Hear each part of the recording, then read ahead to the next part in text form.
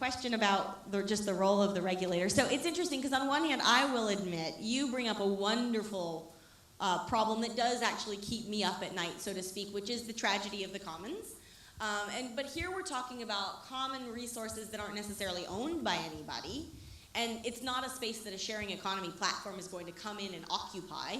But there's always, from an environmental perspective, there's a massive tragedy of the commons that I don't think the sharing economy has really even started to put its head around necessarily. But here we're talking about oceans and marshes and water, things that are just not necessarily, it's not about the sharing, but it is about a failure of common or community-based governance models to function.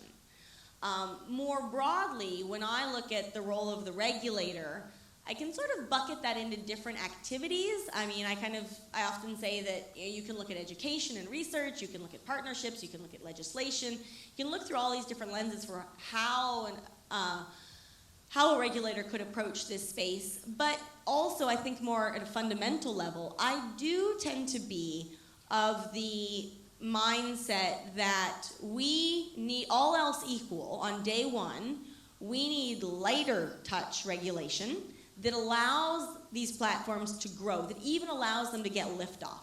There's a very real risk that heavy regulation on day one, we're gonna kill certain activity before we even have a chance to know whether or not it's useful. So light touch on day one, but keeping in touch with these platforms, seeing how they're growing, getting to know them, getting to know how they're used, how people are thinking about them, all of that. That's a super, you need to invite them in, get to know them. Also, though, what I find really interesting is, and this is more, it sounds a bit abstract, but when it comes to things like self-regulation, I would love to see more regulators say to platforms, hey, these are the principles we'd like to adhere by. If you can show us that you're taking care of issue XYZ by your platform, we don't need to regulate that.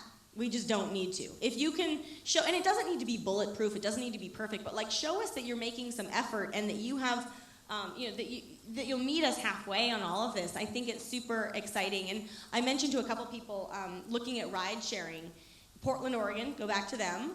Fascinating what they did to figure out how to regulate ride sharing. That they did last year, I love this example, they said, we have no idea what to do, but we want to support ride sharing.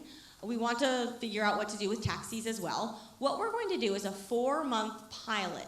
And during these 4 months, we're going to lift effectively, all regulations currently on taxis.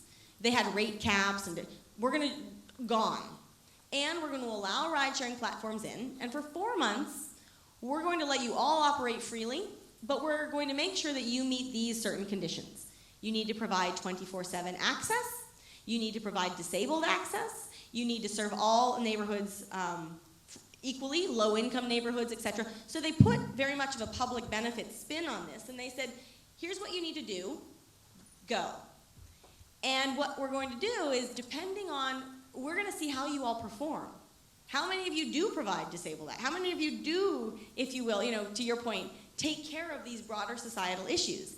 And at the end, because these are all data-driven platforms, we're going to have the data on how you guys performed and what you did. And at the end of these 4 months, we're going to look at that data, we're going to look at how all of you guys did, and we're going to set policy based on performance. Super, super smart, because it gave the incentive. This might touch a little bit on your question as well. It gave all of these platforms incentive to perform to their best to meet these broader societal concerns. And what's interesting is that has now passed, and they've set policy. And I have to say, it's one of the very few examples where pretty much everybody's happy. Ride-sharing companies are happy. The taxi companies are actually quite happy. And what you found is even, quite unprecedented in my experience, a lot of the ride-sharing platforms didn't have necessarily disabled vehicles. They didn't have vans and things. They actually partnered with the taxi companies who have these vehicles. So you have the drivers that are now participating in lots of different ways. So anyway, I mentioned that as just one way of, I think, pilots, where you're not promising that policy will be set in any particular way necessarily. You are signaling that the sharing economy platforms will be allowed to exist and operate, but you're also putting a little bit of a nudge to help meet these public needs, and then say, we'll set policy based on performance.